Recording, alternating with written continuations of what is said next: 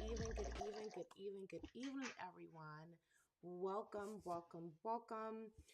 to the channel. I'm Samantha Just Inspire.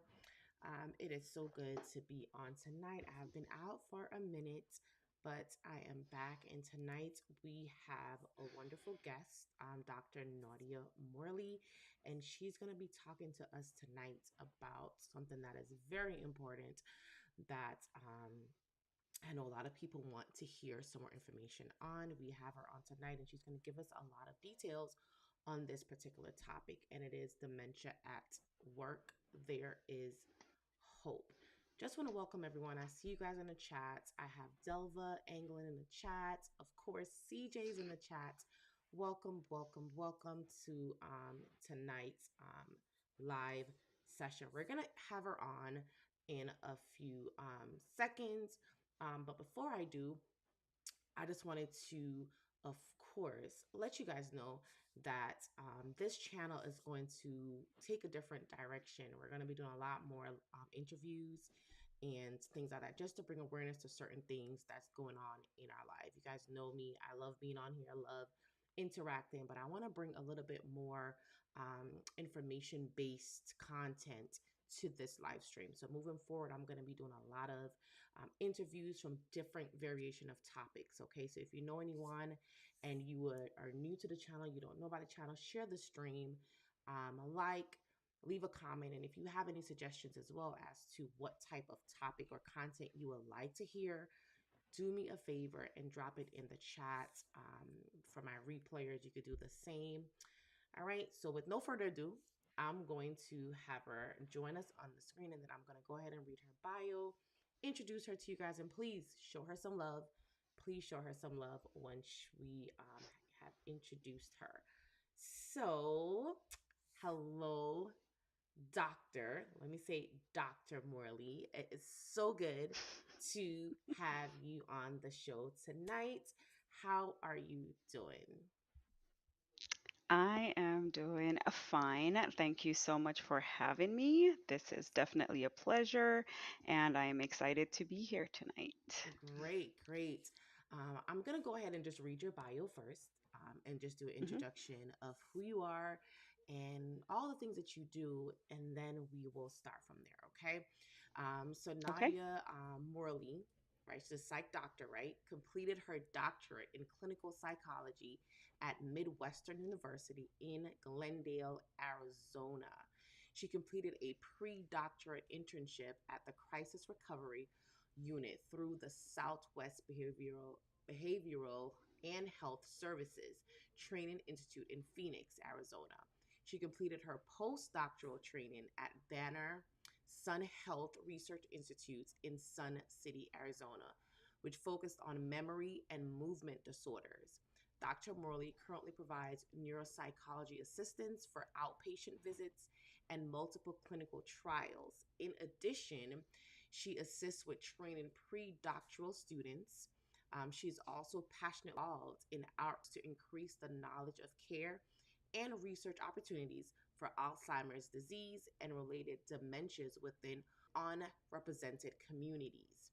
Um, that is her bio, and guys, that's a lot, right? That is so amazing. And you look at her and you see her on the screen, and she looks very young, right? And she is doing, and I'm gonna always, like I always say, she's thinking big, and she is spreading the Yes. word, and she is teaching, she's training students to understand this hmm disease, right? So we're gonna just Yes. jump right in, Nadia, and just tell me a little bit about why you decided to go this route. What was your um how I Mhm. would say, what made you take the step to leap into such an amazing field? That is a very good question. This is not what I envisioned. I've always wanted to work with children. Ever since I was young, I was like, yeah, I'm going to be a pediatrician or something to do with children. Even when I decided to go into the field of psychology, I always said I wanted to be a child psychologist. And at one point, I wanted to be a school psychologist. I just wanted to work with kids. But over time, throughout grad school, I actually was placed for for assessment hours, I was placed at a site where I am currently, and I was doing these assessments with the geriatric population, and I was just blown away by not just the population, the variety amongst them, but also like the different experiences that they've had over time, and I just fell in love with it and fell in love with that site. And so I continue to maintain a relationship with my supervisor as well as other staff there. And I just found myself being drawn to working with the geriatric Mm. population. And dementia is something that I kind of knew nothing about. And just learning more and more about it over the years is just fascinating to me. I've always had a love for the brain, and it's just the opportunity arose, and I was able to take advantage of it. And so that's kind of how I ended up there. Wow, you said you had a love for the brain. I love it. I Yes, love it. I'm a brain nerd. I I love love it. it. Hey, listen, we all have our gifts, right? And you Mhm. chose something that Yes. really is amazing because that is where it starts. It starts in the brain. And if we can master how, and I Hmm. mean, dementia is Yes. something that is so tricky and intricate, but if we can master Hmm. understanding how the brain works, then there's so much that we can do. I have Absolutely. hands. I'm gonna see if I can read. This is very small, but let's see if we can edit this. I have hands in here. See. Nice to have you here. Nice to have you in the chat. Saying hi. Hands Aaron vlog. Nice to have you in the chat. I don't know why it's so skinny, but we're gonna make it a little bit bigger so we can read the comments. If you have any questions and you're in the chat, please do not feel free. Please feel free to ask your questions and engage if you feel like doing that. Something's going on with this. Hold on. But guess what? We did not do something. And I never start my live Yeah. stream without doing this. So we're going to pause for 2 seconds, just 2 seconds. Let me grab my affirmations because I always start with an affirmation, right? Talking about Hmm. brain and the fact that it starts right here. I always start off with a positive quote when I start my stream. So I didn't do that, Nadia. So I'm going to ask you to pick a number. You can pick any amount, and then we'll read that amount. I do have a jar filled with some affirmations that I normally do. Just pick a number, and we'll pull it out Huh? and read them, and then we'll continue on with the content. Let's see. So pick a number and you'll read that number of That amount. affirmations. Yes, you could like two or three. Yeah. Amount. Yes. Okay. All right. Well, I'll go with two. Two. All right, perfect. So I'm gonna shake it up and take two out, and we're gonna read two. And the first one says, "I am delivered. I am delivered." And the Mm. second one said, "I am fruitful." Now I don't know if that's for you or me, but I am delivered and I am fruitful. Uh-huh. So it doesn't matter what you're going Okay. through, We'll work with what you're that. thinking, what's in your head, you're delivered from what it could be um, um, depression, it could be hurt, it could be financial stress, it could be anything, Mm-hmm. emotion, anything. Just tell yourself that you're delivered, right? Tell yourself that you're free from Mm-hmm. this ailment. You're free from this thing that's causing you to not be able to do the things that you know that you want to get up and do every morning. And I am fruitful could be so many different things. We look at it as maybe giving childbirth, but it could be starting a business. It could be Mm-hmm. venturing out into a new education. It could be so many different things. You're fruitful in whatever you birth. You can birth so many different things. It doesn't always have to be childbirth, right? So use those Mm-hmm. words as a way of positive way to remind you who you are, right? To remind you that once you put it in your mind, starts in the brain, it works if you continue to believe in it, okay? All right, so let's get Yeah. into this dementia. I want to really talk a lot about this. I just a quick little snippet. I watch Grey's Anatomy a lot, and I know Meredith's mother has like Alzheimer's, and they're trying with this new, trying to figure out how to work it. Mm-hmm. It's amazing. I'm just like glued to it. So let's talk about it, Mm-hmm. okay? Let's talk about the first thing is what exactly is dementia? Mm-hmm.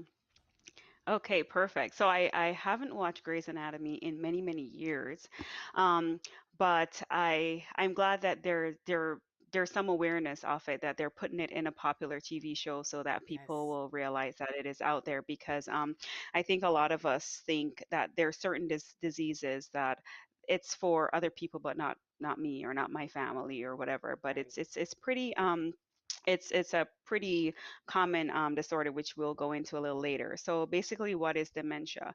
So the technical definition is that it is the decline and progressive worsening of one or more cognitive functions.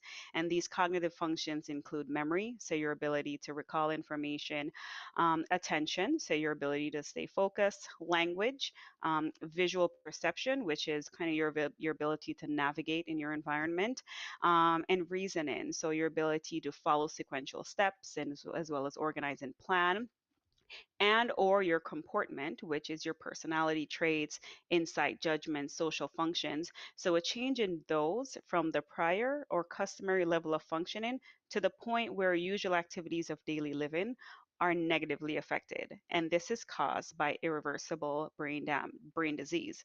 So that was a mouthful. So if you go to the next slide, you'll see an easier definition, which basically states that dementia is an umbrella term for loss of memory and other thinking abilities that are severe enough to interfere with your daily life. Now, a term that you will see if you look into dementia research is Alzheimer's disease and related dementias.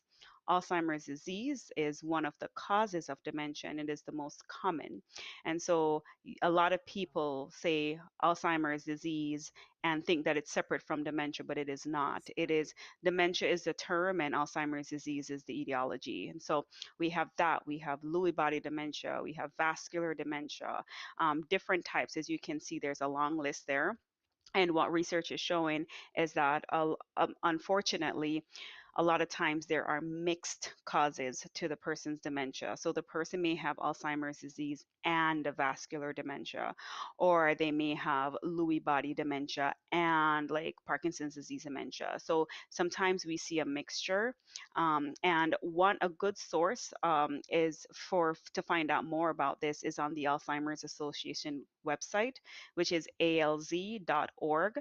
If you go there, you can search for type in dementia types, and it will give you a list of dementia types. And then if you go further, it will tell you the various types, symptoms, diagnostic criteria, causes, risk, as well as treatment options. So there's a lot of information out there. Now, um, you guys might be wondering, okay, what are some early signs and progression of dementia? So some of the things that people may start seeing include repeating questions and statements. So if you notice that, the person is repeatedly telling you the same story, or, Right. like, or telling, or, asking the same questions over and over again, the person getting lost, especially in their own neighborhood. If they've lived there for a long time and then they get turned around, that's something to wonder, to take note of. There's changes in personality. So if the person was once pretty, outgoing, but now they're more withdrawn, or if they were, more withdrawn, but now they're more outgoing, but more impulsive and kind of, rude or something. So a significant noticeable change. If the person is now like zoning out, just appearing really distracted. If they have well-formed visual hallucinations, so they are seeing. I don't know if any of the folks watching have ever watched A Beautiful Mind. I've seen that. That is where the main character, had well-formed visual hallucinations. He saw that man and the little girl all the time. They may have psychosis. There may also be difficulty in balancing walking, leading to multiple falls. So, unfortunately, a lot of times symptoms may present for like up to a decade before the person seeks assistance. And then, even more so, there are certain biological changes that can be seen up to 2 decades prior to overt symptomology. And that's something that I'll go into a little bit later. Let me ask a So, that was a question. mouthful. Any questions so Yeah, far? let me ask you a question on Yes. that because it's a lot. This is the long list of symptoms. Now, these symptoms can occur. Mhm. They can all occur at once, not at once, but also at once. But in that one particular person at different stages. Correct. It's not always. Yes. they just it's just psychosis and that's it. They can have psychosis this year and next year they can have Mhm. changes in their personality. So Mhm. it can definitely change Mhm. within the progression of the disease, Yes. correct? Correct. That's a very good point because a lot of what we do, I have a very curious mind, and so a lot of times when we see individuals, we always ask what started first, because the Right. issue is this is irreversible brain disease, and so the key to finding out the etiology and the location of the deficit is to ask, okay, what came first? Was it attention? Was it memory? Was it language? Was it visuospatial? Was it their was it the balance? So you always ask, well, we always ask what came first, because then you kind of have an idea if this is, a primarily memory predominant presentation, which would be more inclined with Alzheimer's disease, because after a while everything just starts falling apart. So that's a very good point. You always find out what started first. Okay. Um, 1 second. Hello, Married Man is in the house. Thank you for being here tonight. If you can hear me better, just put up a number one or let me know. Because I did kind of tweak the volume a little bit. Okay. So that is something that's very interesting because I thought about that just watching the show. With Grey's Anatomy, they always go back to trying to figure it out, like, what was the first thing when they started. And a Hmm. lot of times we overlook it, right? We just think just getting lost is Yes, yes, normal, right? Just forgetting or just keep repeating. They just yes. didn't remember they said it. So we Hmm. these are signs that we Hmm. should always pay attention to, and especially in our elderlies and in our, Absolutely. when our parents are getting older, start looking at these signs and be attentive to these some signs and symptoms Hmm. to be aware and to help from earlier on, than wait until they get lost and we really can't find them, right? So it's good that we pay attention to these signs and Yes, symptoms and understand that they're going to come at different stages, right? And they may be forgetful today, but tomorrow it may be something absolutely. else. Hmm. Absolutely. And that's the primary thing, especially among, I don't like using the word minorities, so I use BIPOCs, which is Black, Indigenous People of Color. So Okay. especially among BIPOC participants, you see where they come in much later. And the main reason for that is because amongst our groups, we think that this is a normal part of aging, and we tend to have which is a good thing. We're more of a communal bunch. So if something is going on with, mom or dad or grandma, grandpa, we just swoop in and make sure that we're helping along the Right. way. And then we're just like, oh, it's okay. She's just getting a little older, but we're missing. I mean, of Right. course, it's great to jump in and help, but it's not good to ignore the symptoms that caused you to have to come in to help mom and dad or grandma and Right. grandpa. Right. That is a major point. We just think they're just getting old. Mm-hmm. We have that concept. They're just getting old and overlook it, but it's something that we Mm-hmm. must pay attention to. Must pay attention to it. Okay. You can move Mm-hmm. on if you want. You want to Yeah. continue with the slide? Okay. I Okay. can continue, but another thing too, I don't want to cause alarm, because there are certain things that are normal parts of aging. Every now and then, the person may have a tip of the tongue where they can't remember a word. Right. Every now and then, they may be really busy and take a wrong turn and don't get kind of turned around. So every now and then, these things happen. What you need to look for is, are these things happening more so than normal for that person? If the person was always directionally challenged and they get a little turned around, then That's give them a little normal for break. But them. if you're noticing things happening, yeah, exactly. So if you notice things that are out of the norm for them, then that's when you start getting concerned and start taking notes. Right. Right.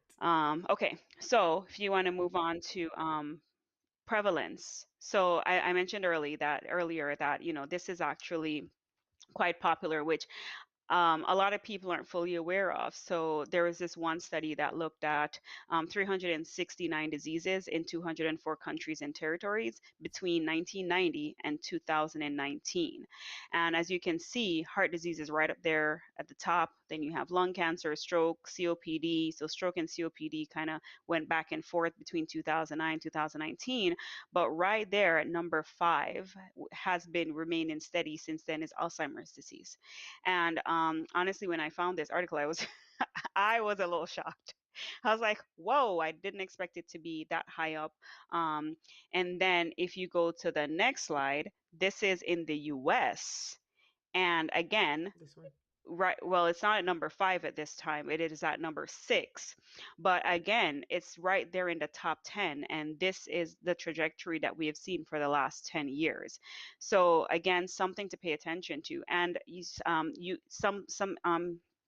sorry, in many cases, they're showing that many people who did, or because this since past, have dementia were not officially diagnosed. So like upwards of 50% I saw recently of people with dementia are not officially diagnosed. Wow. Wow. A lot of work to be done to bring Hmm. awareness. Yes, Yes, to yes. bring awareness. Hmm. Exactly, exactly. All right. So I can't really see the comments. So if anybody has a question, you just gotta ask Yes, me. I will let you. It's Yes. blurry on my end. Yeah. Okay, No okay. questions so far from All anyone right. in So, the audience. okay. All right, that works. So, what are some risk factors? So, age is actually one of the greatest risk factors. However, it should be noted that dementia is not a normal part of aging, and advanced age does not automatically result in developing dementia. In in many cases, you can have individuals living up to 90 plus who are still, cognormal and just doing really well cognitively. However, in general, the incidence of dementia doubles every 10 years after age 60. So there is a risk there. And then genetics. So we have the apolipoprotein E, so the APOE4 genotype, and that is the most studied genetic risk factor for late onset AD. And it is but keep in mind that this is a susceptibility gene, not a determinative gene. So basically, it doesn't mean if you have this gene that you will end up with dementia. Okay. Um, the research that I read shows that about 40% of patients with AD do not even carry this genotype. And one thing to note, if you are African American, that they've found the research have shown that there's a higher percentage of African Americans and Caucasians that have at least one copy of the E4 allele. So that's something to keep in mind as well. And then, of course, we just need to continue doing more research Right. with this to see, how this plays out. And then family history is also a risk factor. People with first degree relatives with dementia are about a 10 to 30% increased risk of developing the disorder. And individuals with families with 2 or more affected siblings with late onset AD have about threefold increased risk of developing it than the general population. And first generation relatives have about 10 to 30% increased risk. So if you think, unfortunately, many of us, especially if we are from immigrant families, we don't necessarily know our family history. And so sometimes we may not know that, grandma, grandpa, great grandma, great grandpa had Yep. any cognitive issues prior to their Right. passing. And so it is very important that we pay attention to our parents, pay attention to their siblings, because that can, give us some information. It's good for us to start paying attention to our family medical history because it does matter. Right. Um, and then they also found that gender plays a role. So 2/3 of people with Alzheimer's disease are women, and possible reasons for this are: one, women just tend to live longer on average. Also, seen stuff about number of children, and as a mother, I could see why. If you have multiple kids, as well as hormonal changes could impact your risk factors for dementia. Wow. And Um, then we can look at additional risk factors. Go ahead, sorry. wow, yes, I was gonna say that. It says 2/3 are women, and it's just uh, Hmm.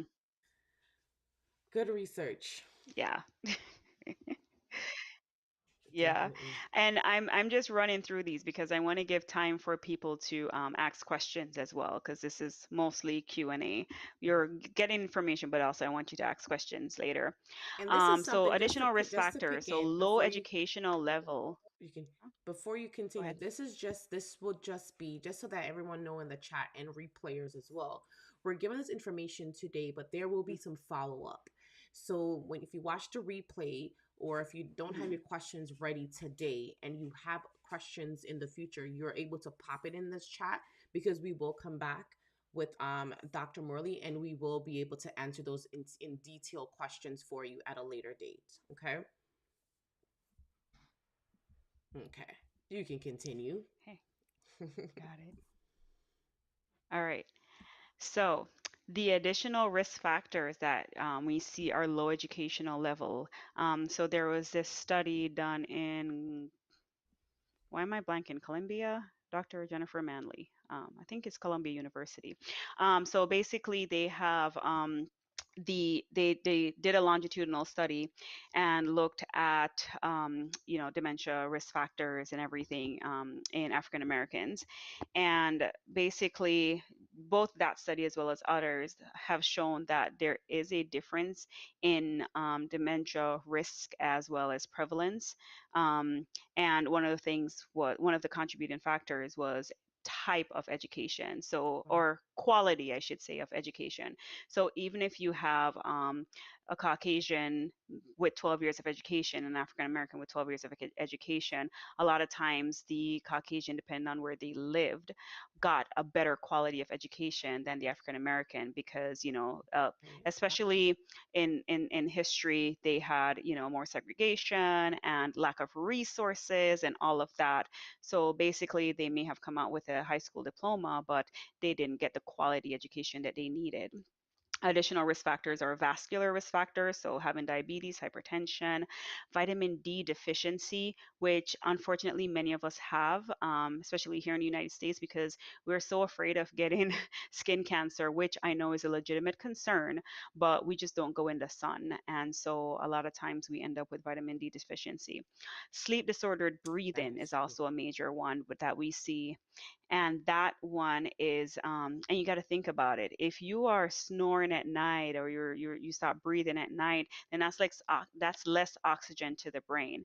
And we got to think that we need to keep in mind that the brain does not stop working. It doesn't, there's no off Works time when you're for it. sleeping. And so it needs that oxygen, it needs to keep going. Yeah. Yeah, it doesn't stop working when you're sleeping, like it's 24/7. So it needs that oxygen. Additional things are traumatic brain injuries, prior critical illness, as well as some medications. So these are all things that can contribute to a decline in cognitive impairment.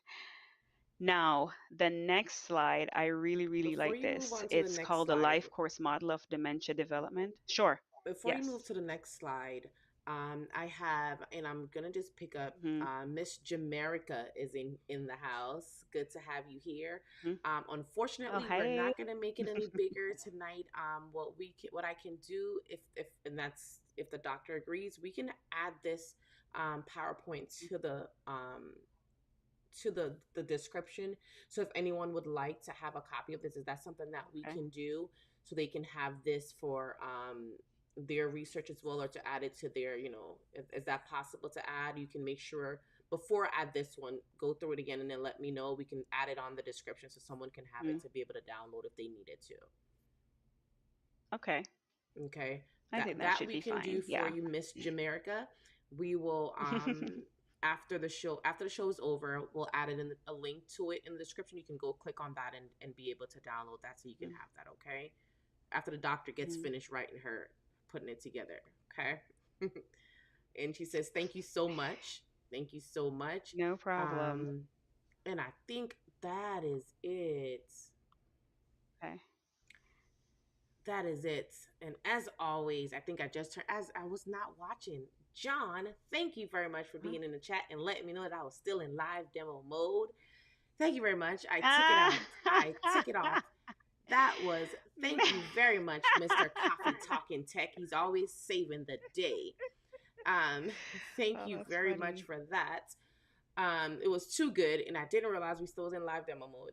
Um, you may want to make it full screen. Thank you very much, Married Man, for So is the coming in and screen really. bigger now? Yes, it should be. It was in live demo mode, but I normally Okay. have it on my other screen. But because I'm showing the PowerPoint Mm-hmm. on the other screen, I didn't go back to see that it was still in demo mode. So thank you for that. So Oh. it should be a little bit better now. Let me know, Miss Jamaica, so we can see if it's better. Um, and I have Tatura Harris here saying, "This is so informative. Thank you for sharing. Um, thank you for being here tonight." And we have some newcomers. So before we move on, let me just give them some confetti for everyone being in the house tonight. Thank you for being here and commenting in the chat as well. Okay. So, one thing I wanted to talk about on these additional risk factors is that vitamin D deficiency. Um, I know for Mm-hmm. me, I work from home, so I'm always inside. I don't get out much during the day. And I remember a while back that was something that I struggled with. I needed more sunlight because I was locked into the house, windows and everything. I just Mm-hmm. need a computer. I don't need lights and open anything. So was locked in a room, and literally I had to go to the doctor, and it was vitamin D deficiency. I had none because I was Mm-hmm. always home. Yes. So that is something that we have to get Yes. out in the sun, put some sunscreen on if you think you're going to get sunburn, Yes. and get out in the sun and get some sunlight. Mm-hmm. Get some sunlight. Yes. That's it. That's it. Yes. Perfect. Agree Oh, 100%. And all if right, the girl. thing is, there are certain times when the Thanks. sun is worse for you than other times. Mhm. So if you can go out early in the morning or late in the evening, just Right. get a little bit of it. Like it's you it will be very helpful to do that. Right. Definitely. Okay, so let's move on to now that we fixed that live demo mode, we can move on. All right. And I'm gonna take this back So the up. life course model of dementia development. All right. Oh, let me know when you're ready. I'm ready. Okay. All right. So, this is another article that I absolutely love because they did an excellent depiction of the life course model of dementia development. And they just looked at the synergy of our of your life course. And it's just so interesting. Like I took one look at this and I was like, that's why BIPOCs have so many issues with dementia.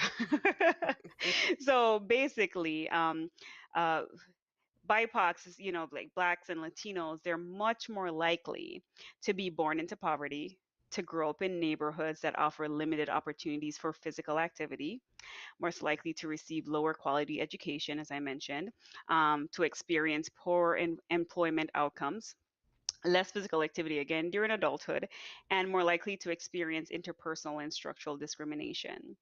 And in terms of health and socioeconomic factors, more likely to have chronic health conditions that are associated with higher dementia risk, such as cardiovascular disease and diabetes. They're disproportionately affected, by those chronic conditions. There's also the lifetime of discrimination, stigma, reduced housing and educational opportunities, violence, vicarious trauma, and just negative interactions with the legal system. All of these things can result in detrimental effects later on in life. Um, as I mentioned earlier, like there's certain the disease progression can be upwards of 20 years because it starts with these biological changes in our brain, and it's just very sad because as as a marginalized group, you tend to have more chronic stress just based on your environment, based on, everything that's going on around you, everything that you face every day. And that chronic stress breaks down your immune system, breaks down your body. And this is what leads to these chronic conditions. So, this is just something to keep in mind. The one good thing, though, is that the researchers, you can go to the next slide, the researchers provided information on how to build up one's resilience to dementia. One thing that have been found in the literature is that even though BIPOCs are more likely to develop dementia, they seem to be more resilient to the progression as well as um, eventual pass during progression as well as eventual passing, because it seems as if even though like biologically clinically it seems like, oh man, it's pretty bad, they're in moderate stage or whatever, they seem to thrive a little better.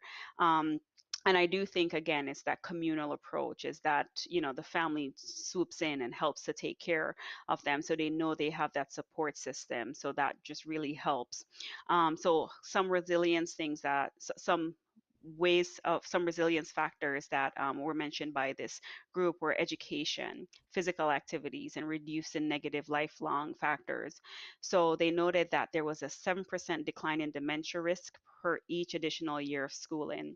Now, I know that unfortunately, for some individuals, they may not have been able to afford to go to college or, even to finish high school. But thankfully, because of the age that we're in, the technological age, you can go on places like Coursera, or, there are certain schools that offer certain programs, and you can get certificates and stuff. So even things like that to help advance your knowledge can be very helpful.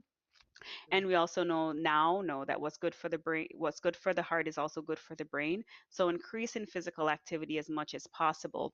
I actually got a Fitbit, I think 2 years ago, and it was because of a patient that I saw, because I was making all these recommendations like, oh yeah, you need to stay physically active, you need to do this, you need to do that.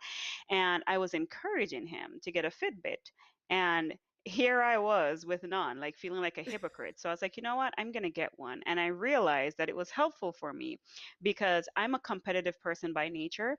And so I started out barely making 3,000 steps a day. And I was shocked. I was like, all this running around with the kids, all this running around on the campus at my job, like how? So I started being more intentional. I started, watching where I parked so I could get a little extra steps in. I started taking the stairs all the time, like just I rarely go in the elevator at my job. And then here, like, up and down the stairs and all of that. And so now my average is about 9,000 steps a day Wow. because I became intentional about it. So it's just these little things that we need to be aware of and be more and try to be more intentional. And then also trying to find ways to reduce lifelong stressors for marginalized groups. It's a big job, but we can definitely start somewhere. And one place to start is by looking at what we can and cannot control. So if you go to the next slide, you will see that the list of items within your control is much longer than the list of items that are not in control. So I'll start with things that you cannot control. You cannot control your age. Okay, many of us wish we could, but we can't. You cannot control your gender. You cannot control your genetics, or I'm sorry, I should change that to biological sex. But you can, but the things that you can control include mental health and mood. If you know that there's been so much going on in the last 2.5 years. And if you know that that's weighing on you, if you know that you're feeling depressed, you're feeling anxious, seek help as best as you can. Seek help. During the pandemic, mental health services were free, which was amazing. Now they're not anymore, but you can see if you can still find providers, and see how much your insurance could cover. If you know that your mood is being affected, then consider exercise. Exercise does help with mood. If you're using any substances, whether prescribed or illicit, consider reducing those and stopping those eventually. Talk with your doctor about that, because one thing to note is with alcohol use disorder, withdrawing can lead to death. Um, sorry, discontinuing, especially abruptly, can lead to death. So if you're on any substances, prescribed or illicit, discuss that with your doctor. Um, and then hypertension. So if you have high blood pressure, high cholesterol, obesity, lack of activity, poor nutrition. We really need to pay attention to what we put in our bodies. Smoking, social isolation. So those are all things that you can progressively work on improving over time. Wow. Okay. Any Um, questions? that is, I don't have any questions in the This is chat. a lot, I know. That is a lot. This is very Okay. informative. And these are things that we can Mm. really, it's not over the top. We know how to take care of our health. Mm. We know how to do exercises. Yes. We can just walk Mm-hmm. around a block 2 times, Mm-hmm. right? We know how to look for. There's so many health food groups out there or things on TV channel Mm-hmm. that you can decide, Yes. what's more healthy than what's not Mm-hmm. healthy. Smoking, of course, social isolation. These are things that we are able to work on and make sure that we're doing them Mm-hmm. the best. There's so many research out there for these risk factors that we can Yes. control, Yes. right? Um, for me, Yes. exercising, got to get up and walk. I have a Fitbit too, but Mm-hmm. I don't use it. Don't tell anyone, but I don't use it. I need to put it on and start getting some steps in and start Mm-hmm. doing the Mm-hmm. exercises. Because one thing Yes. to be able to have a platform that you're doing these things, but then you're back here not you're not doing the work. So I may start Yep. wearing that Fitbit and start doing a little bit more. Mm-hmm. But these are easy things Mm-hmm. that we can do. We are able to control the progression of this disease, or figure out a way how to control, Mm-hmm. to stop it. To be honest, it's something that is irreplaceable, or what was the word, irreversible. Let me say it the right way. It's Irreversible. irreversible once you get it, Mm. but it's we can do all Yes. these things, these risk things, to be able to control that. Okay, so good information, Naughty. Mm-hmm. You can continue, and then with the Yeah. cannot control our age. Of course, I wish I can be 10 years younger, but I know that's not possible. Mm-hmm. I'm good being a lady. And genetics, so I'm stuck with that too. So Mm-hmm. Yeah. Yeah. So, it's funny you mentioned that because, I really want to harp on this that, but and biologically, and I'll kind of go into the biomarkers later, you can see changes starting 20 years in advance. So basically, most of the most of the research and stuff are done on individuals 65 plus. And so what's 65 minus 20? right, 45. So listen, that's that. Yeah.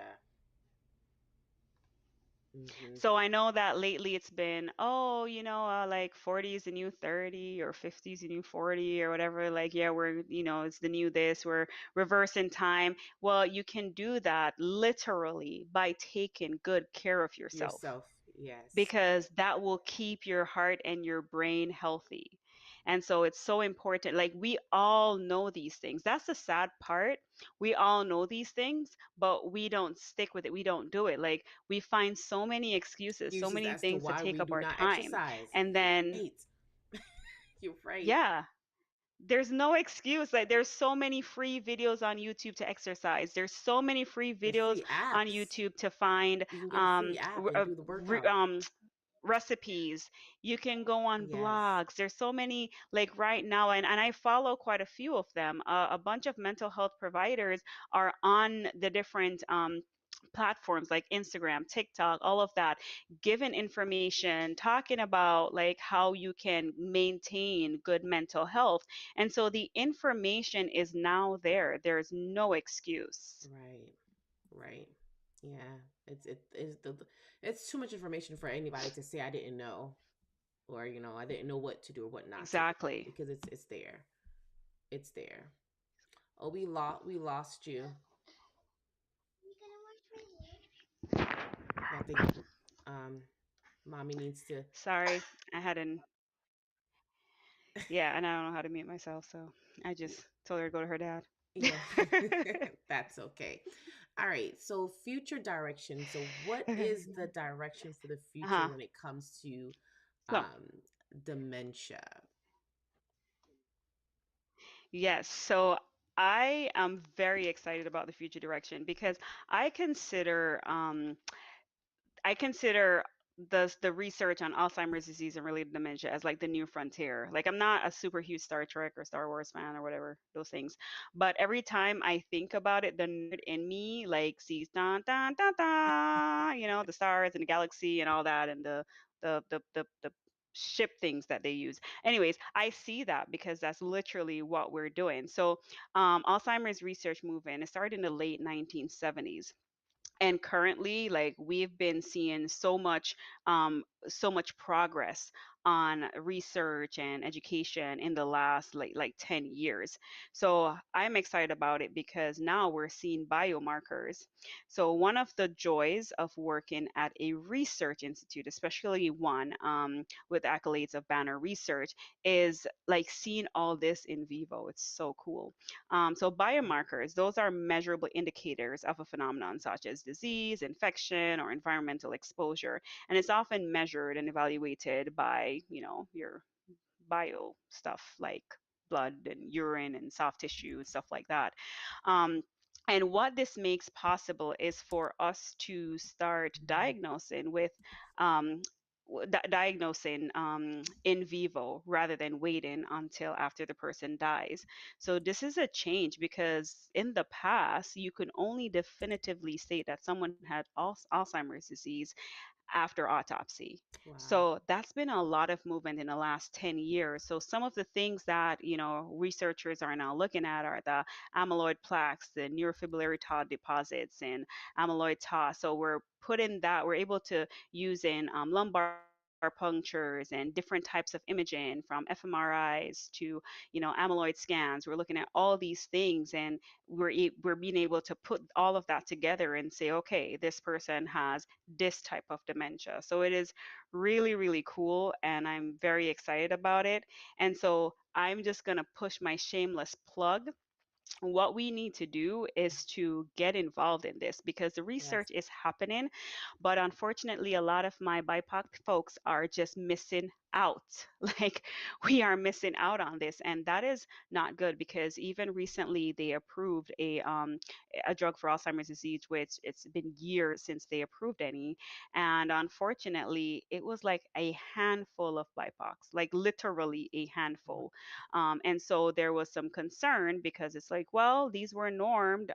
These were not, these results weren't really based on, the BIPOC population. So we really need to, get Right. back up to the drawing board and see how we can increase that. So my encouragement is for folks to really look into research studies, think about it with an open mind, get involved.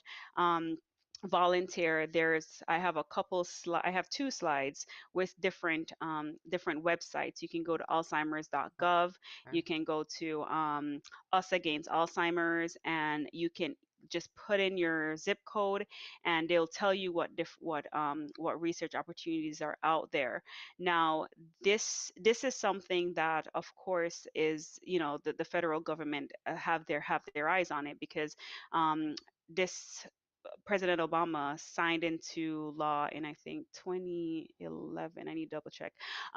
He signed it into a plan to do more Alzheimer's research and also include BIPOCs as feasible. So basically, they realize that this is a problem, and we just really need to get more and more people involved so that we can get better results that can be applicable to everyone in the future. Wow. And I need to deal with my kid for a minute. And I have a question from someone in the chat. Wayne Johnson is in the chat, and we'll come back to your question, Wayne. I have Holly Brown is in the house. Good to have you here. Thank you for being in the chat tonight. We're gonna give you some confetti. Let's see if it decides to show up, and it did, but it just went way small. Hold on a second until she comes back.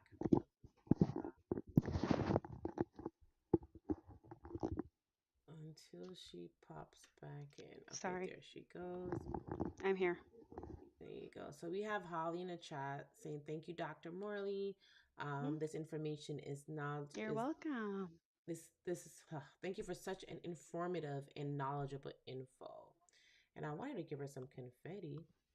I wanted to give her some confetti. That's what I wanted to hear, but look like my confetti decided to go whoopee. Whoopee, whoopee, whoopee, no, no, no. Okay. And then we have someone here that have a question. And they said it's Huh? Wayne Johnson. Why does his name sound too Mm, familiar? Thank you for these information. Could you give more info on mm. sleep disorder contributing to dementia?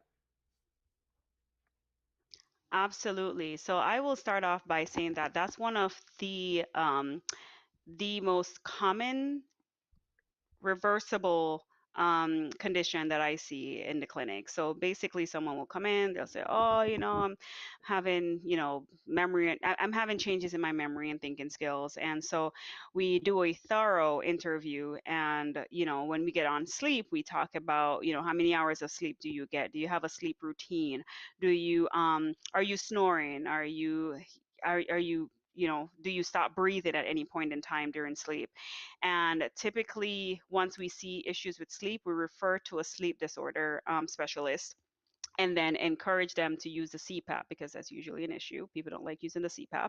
We encourage them to use it. And then a year or so later, a lot of times they come back and they're like, wow, things are just so much better. So the reason why why I mentioned that is because we really, as I mentioned earlier, need to keep in mind that the brain is constantly working and it needs oxygen to keep working. Right. And so, how do you get oxygen? It's by inhaling in. And if you are inhaling in and something is blocking that, then the brain isn't getting as much oxygen as it needs. And so, over time, you will eventually start damaging certain regions of the brain. So, um, the brain is it's a miraculous, beautiful, amazing organ, but if it doesn't get the nutrients it needs, so from food, if it doesn't get the oxygen it needs, so from, proper breathing techniques, you can start seeing areas that start to die. So if the cells aren't getting the what they need, then they can start dying. So we really push for people to consider effective sleep habits. So I always start with just as simple things as having a routine, having a set time to go to sleep and wake up. Something that simple. Making sure that if you are someone who's sensitive to light, get a blackout curtain if you need to. If you're someone that's sensitive to noise, make sure that there's nothing going on. If you can Control that. adjust. So Hmm. if you say, for example, you live in an apartment, if you can control it. So for example, if you live in an apartment and you always have noisy neighbors or something, get a white noise machine or use a little fan that has that white noise so it kind of drowns out what's coming from inside. So yeah, that's kind of how it relates, where the brain is not getting what it needs, and so certain areas stop working the way it needs to, and that's how you start having issues with memory and thinking skills. Okay, I hope that answered your question, Wayne Johnson. If you want a follow up question, you can pop it in the chat for the doctor to address it. Okay. Sleeping, you never thought that sleeping, give your brain rest. And a lot of times, and I said this to someone today, like Mm, I feel like I sleep, but I'm not rested. And why I'm not rested? Because the yeah. brain, you sleep and you sleep for probably 12 8 9 good Yes. 9 8 hours, but you wake up and you feel Mhm. so tired. Mhm. Why? Because your mind, while you're sleeping, your mind is doing too much and you're not really rested. And it's a difference between getting the rest and just sleeping. You need to make sure that your body, your Mhm. mind, turn off everything and get good rest to protect the cells in your Yes. brain. Definitely. Yes, and sometimes it's not even just having too much on the mind, because if you're stressed out, yes, it will impact your sleep, but sometimes it as again can be just little things like the temperature in the room. It can be the noises outside. It could be a street light that's coming in. Like it we are all unique, and so that's why it's important to play around with different sleep hygiene tips. And I would recommend, like, you can go on Google and put sleep hygiene tips and find different, like, certain things that you wouldn't even think about, like, oh, Mm-hmm. that could be impacting my sleep. Mm-hmm. So because you're right, some people can sleep for 7 8 9 hours and wake up and still be Feel exhausted, tired. like they didn't sleep a Yes. wink.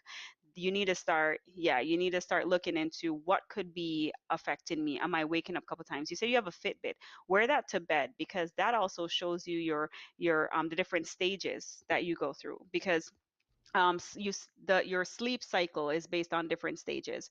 And so if you realize that, hey, you're awake or in REM sleep, you know if you realize that, like, REM sleep is really low, but you're awake for this time because you were tossing and turning or whatever, it also shows you the times.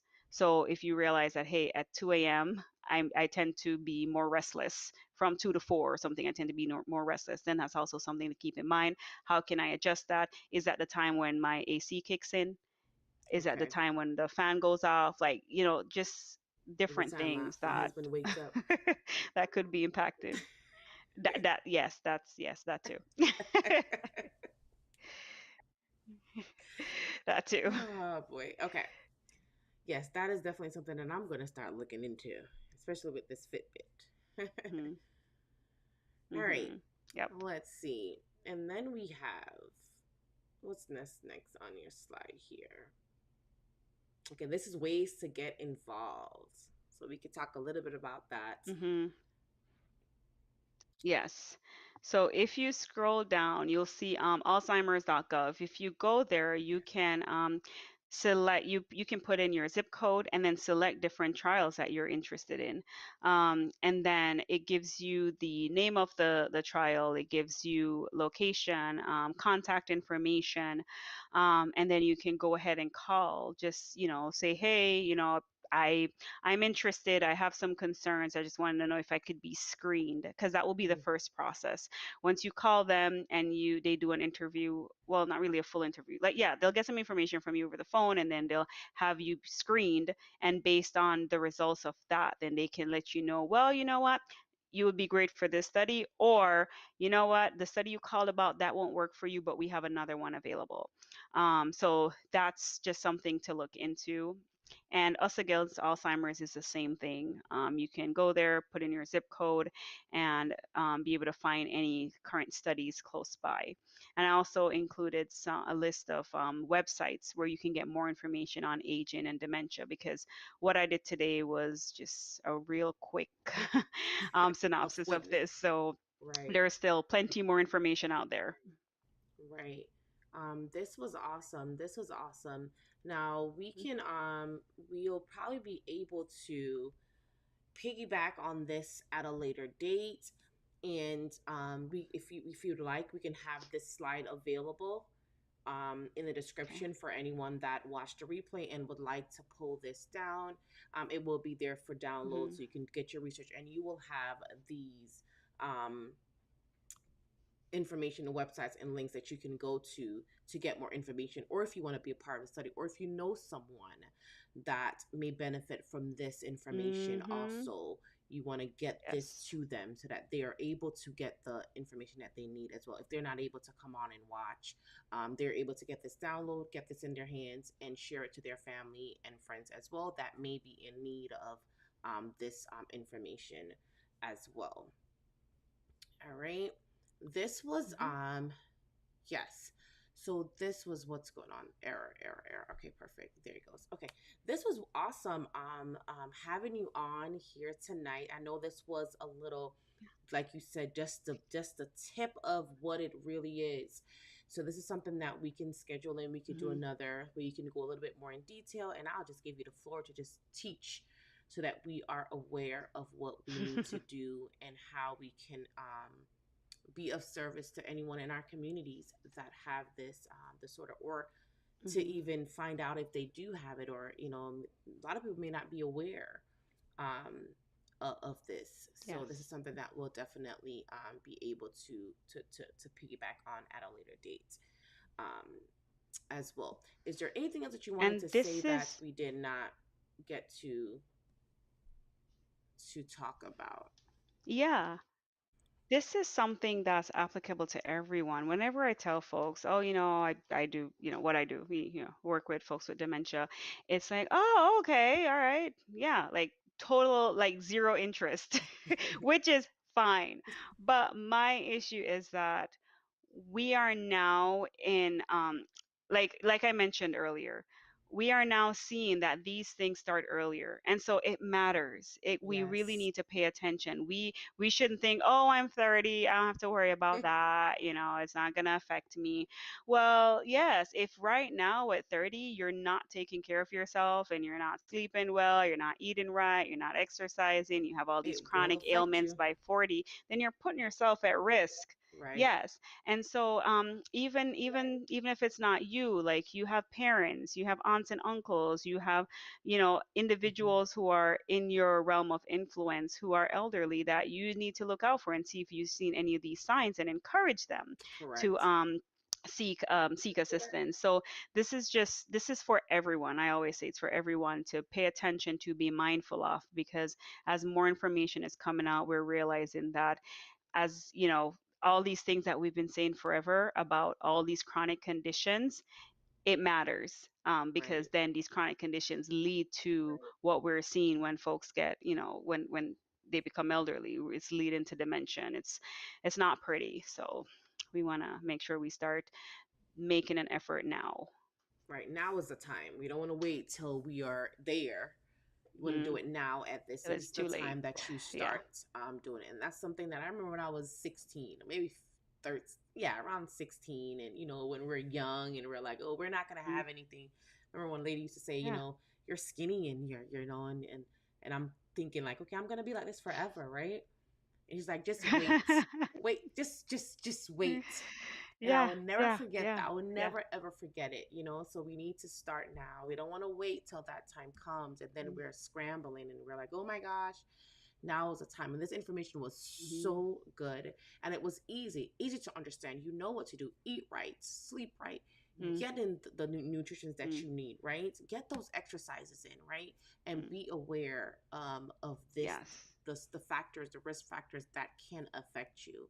Okay, and one thing that I love that you brought in was Mhm. education, right? There's so many courses out there. I wanted to Mhm. piggyback on that as well. You can just get a certificate in something. There are schools everywhere now Yeah. online. Don't even have to go. You can go online and get your certificate and get something just to Mhm. increase your knowledge. Keep your brain cells moving, right? Keep your brain cells moving. So Yes. that was definitely something that I thought that was really good to to add in there. Wayne Johnson says, very informative. I have learned a lot tonight. Keep up the good work. Thank you so much for being here. And we are glad that we were able to Thank give you you. this information so that you can get something out of the content tonight. So thank you so much for being with us on the show tonight. Okay, so Yes. Nardi she If I is can doc. just say real Okay, quick, if sorry, go ahead. if finances or time or whatever is an issue in terms of education, then other things you can try, like there's so many like documentaries out there. There all these different ways that you can learn a new, like a new hobby. Like the thing is, what you want to do is train the brain to keep working. You want to Mm, make sure that you are challenging the brain. So the whole adage, you can't teach a dog new tricks, you can't teach an old dog new tricks, I'm sorry. That's not true. You right, can train your brain to right, learn stuff. right, If math was never your thing, and you always shied away from it, go online, print out some worksheets and do some math. Like you have to be intentional about making sure that you're stretching that, you're making sure that you're making that those connections in the neurons so that you can keep them up and working. We don't want them to get lazy. right, and go to sleep. Mhm. Holly Brown has a really interesting Mm. question. She said, I read an article where a doctor's husband had dementia and she used Mm. coconut oil to reverse it. How do you feel about Mhm. that as a treatment for this disease? Coconut oil. Yes, I actually watched a clip on that, and she was showing that she used coconut oil. The thing is, if you well, first of all, I don't think that coconut oil will cure dementia. If that was the We case, would have we would already have been seen more cases of it. right. Yes, and I've also seen the use of soursop. What is it? It starts with a G. It's a different name, to treat cancers and like all these different things. So unfortunately, we don't see that play out in research. We Mm, don't see the use of these modalities to really cause a reversal or cure of the disease. At this point, there is no cure. The most you can do is provide stability for the person. right. Now, in light of this lady using coconut oil, that's great, but she used other techniques as well. She was giving her husband more she was giving him more like what's the word I'm looking for? It wasn't not necessarily more attention, but she was training him, like using like brain games and things like that to work with him. And so the other things that she was doing, I think, were probably more effective than the coconut oil. Okay. So So a giving that combination of person things a that she healthy were doing. diet, giving that person exercise, Right. having him do more challenging tasks, those things are, I think, are what helped to cause that stability, not reversal. Because Okay. I don't think she claimed to have cured it. I think she Okay. just said that it's stabilized, So she which may is have possible. reversed some of the signs and symptoms. She may have, slowed down. It Hmm. may have slowed down some of the signs, but not cure the Yeah, disease altogether. So correct. some of his things that Hmm. he were doing, his signs, his symptoms, those may have been, tailored a little bit, but not completely cure. Because if there was a cure for Hmm. dementia, there wouldn't be any more dementia. We've been using this thing, right? Yeah, So yeah, that yeah. okay, Hmm. okay. Definitely. Okay, because I was going to say coconut oil. Okay, great. Um, Hi, Tori. Good Hmm. to have you in the house. And Tori is Hmm. saying, facts you can train your brain. And that is so true. He has a very nice YouTube channel of brain games, like Hmm. using your brain to, like, he comes up with Oh, these great. backwards words and things like that. You have to figure out what it means and flip Hmm. it. And it's a really Yeah. awesome show that he has. I think it's also on Tuesdays and Thursdays as well, and he Good. does some brain games. Okay, it's really good, fun, Hmm. interactive show to keep your brain moving, to keep you thinking. So thank you for being here tonight, Tori. And that is true. We Yeah, must train that's our great. Go check out brains. that then. Yes, it's talk with Tori. We must train our brain. All right. So, if any Mhm. last words, or anything else that you would like to add, I was going to before you, after you do that, then I will do that plug Mhm. for you so they can follow you and connect with you if they have any other detailed questions. Okay. All Okay. right. Let's see. So there's two places that you can follow, three places actually. Yeah, three places that you can follow Dr. Moorley and get more information or see any of the studies she's doing, any of the research, and just connect with her. She's on Facebook as Naudia Moorley. She's also on Twitter as N Mhm. Moorley Psych Doctor, so just PSYD, and also on TikTok as Psy.D Talks. Okay, so it's PSYDTOKS. So you can find her there if you would like to connect with her and get more information on dementia, the research that she's working on. Okay, so thank you so much for being here. Really appreciate you taking the time to be here with You're the kids in the welcome. background. Really appreciate it. Really enjoy the information, the content that you shared, and know that it's very informative. Mhm. We will chat later, and then we figure out another time that we can come on and have you get into more detail and give as much more information, so we can bring more Mhm. awareness, especially into the risk factors and the things that we can do right now, the things that we can do now as Mhm. well, so that we can definitely do more better with this disease.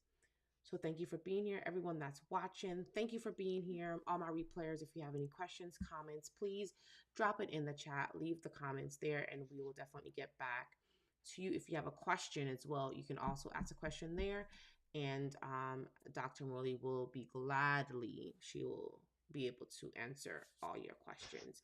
Thank you for thinking big, okay, and being an inspiration, and for being on the Yes. show tonight. And we do hope to see you here again. Everyone, it was nice seeing you guys, and All we'll catch you right. later. Bye. Okay. Bye.